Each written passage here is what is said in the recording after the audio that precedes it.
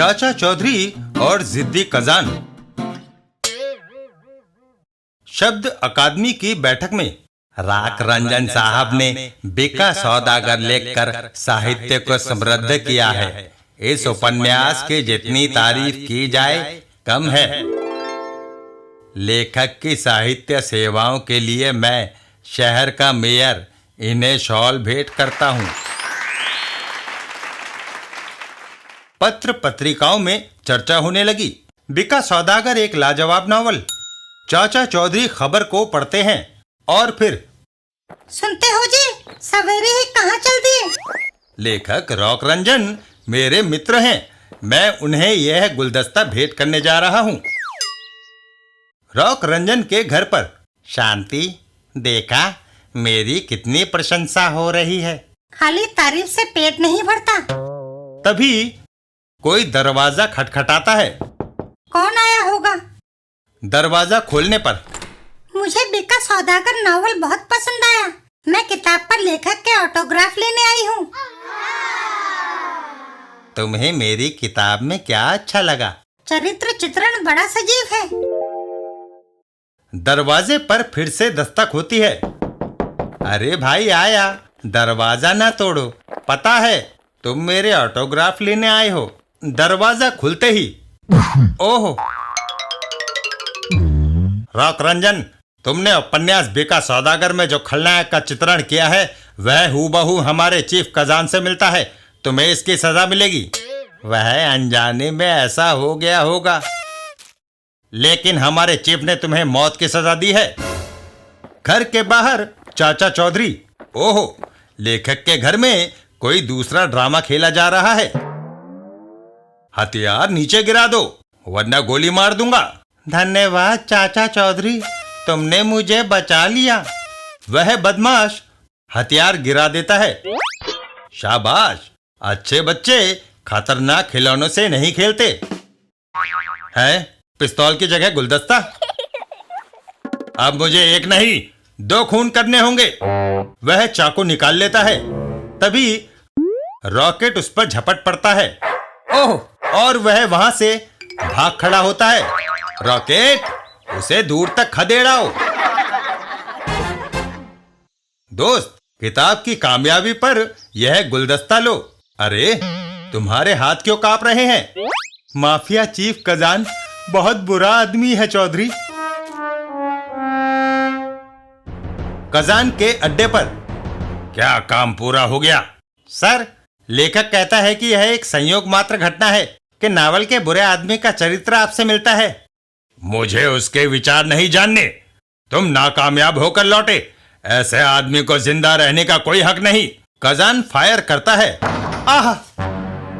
लेखक ने ना सिर्फ मुझ पर कालिक पोती है बल्कि हमारे स्मगलिंग के तरीकों का भी किताब में वर्णन किया है।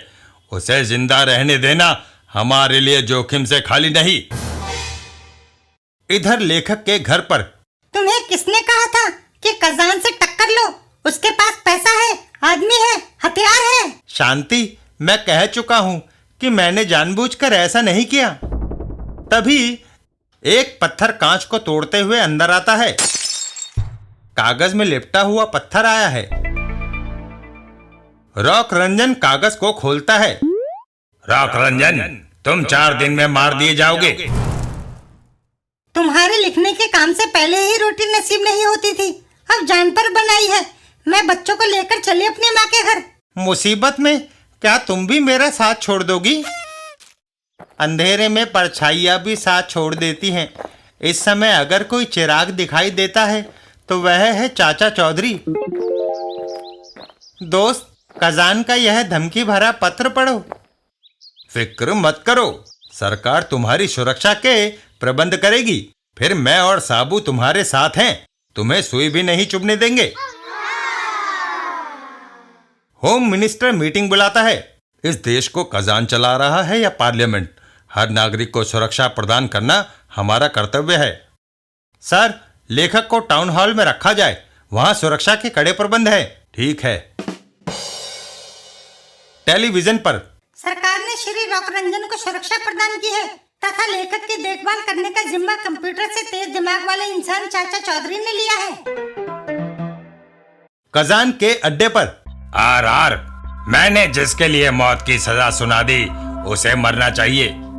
बॉस, पता चला है कि मुलजिम को टाउन हॉल में पहुंचा दिया गया है तथा कमांडो गार्ड्स और चाचा चौधरी उसकी सुरक्षा कर रहे हैं। बुलेट प्रूफ वैन ले जाओ और लेखक को मार कर आओ। डोगा, भालू, जीबा, चांगो, आओ। वह सब वैन में सवार होकर वहां से चल देते हैं। काम पूरा होने की खबर बॉस को जो कोई पहले देगा वह इनाम पाएगा। टाउन हॉल पहुंचकर वहीं रुको। टाउन हॉल के चारों तरफ गार्ड्स खड़े हैं। गाड़ी चलाते जाओ।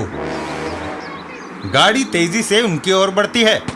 वैन पर गोलियों का असर नहीं हो रहा और दीवार को तोड़ती हुई टाउन हॉल के अंदर पहुंच जाती है। टाउन हॉल के अंदर कोई नहीं है। चारों तरफ गोलियां चलाओ। गोली लगेगी तो वह अपने आप बाहर आएगा। वह बदमाश अंधाधुंध फायरिंग करने लगते हैं। चारों दिशा में फायरिंग करने के बाद वह लोग वापस वैन में सवार होते हैं। वापस चलो, गाड़ी बैक करो। इतनी फायरिंग की है कि उस हॉल के चूहे भी मर गए होंगे। टाउन हॉल के अंदर। चाचा चौधरी, एक बार फिर तुमने मुझे बचा लिया, लेकिन हम नीचे कैसे उतरेंगे? मेरी पगड़ी कब काम आएगी रॉक रंजन? संभल कर नीचे उतरो। अभी तक मैं जिंदा हूं, लेकिन कजान के आदमी सिक्योरिटी गार्ड से बचकर निकल गए हैं। उनकी फिक्र न करो, वे साबू से बचकर नहीं निकल सकते। रास्ते में एक बड़ा आदमी रुकने का इशारा कर रहा है। भालू, उसे मार दो। वैन तेजी से साबू की ओर बढ़ती है। गोली चलाओ। बदमाश गोली चलाने लगता है। ओह! साबू वैन को उठा लेता है। उब्बा! है, गाड़ी दौड़ क्यों नहीं रही? साबू वैन को उछाल देता है। जाओ।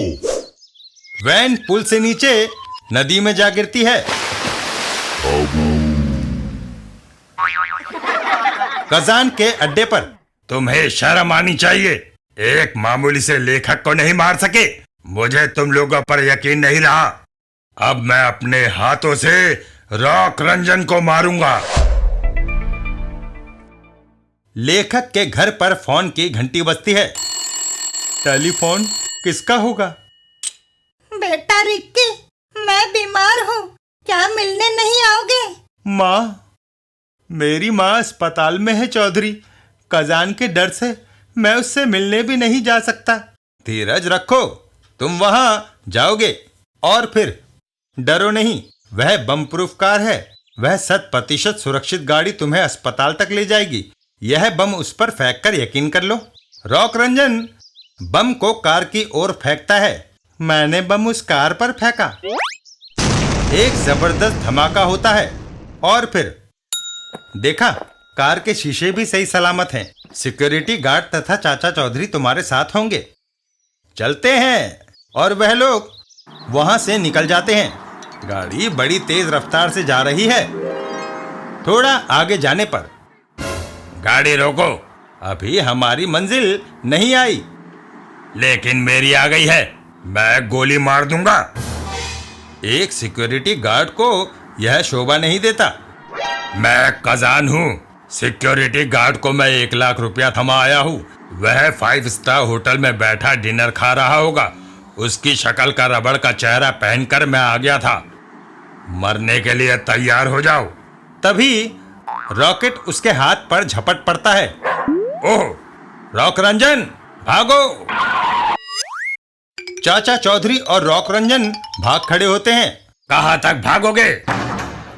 रॉकेट कार में बंद हो जाता है। तभी भागता हुआ रॉक रंजन, ओह मेरा पैर! रॉक रंजन जमीन पर गिर पड़ता है। अब तुम्हें बचाने वाली ना पुलिस है ना वह कुत्ता। कजान ने जो काम हाथ में लिया है उसे पूरा किया है। पहाड़ी के ऊपर खड़ा साबू नीचे कजान की तरफ कूदता है। पहले कौन मरना चाहेगा, चाचा चौधरी या रॉक रंजन? मैं। साबू का एक घूसा और कजान के होश फाख्ता हो जाते हैं। हाय! कजान, चलो अब कुछ दिन जेल की रौनक बढ़ाओ। साबू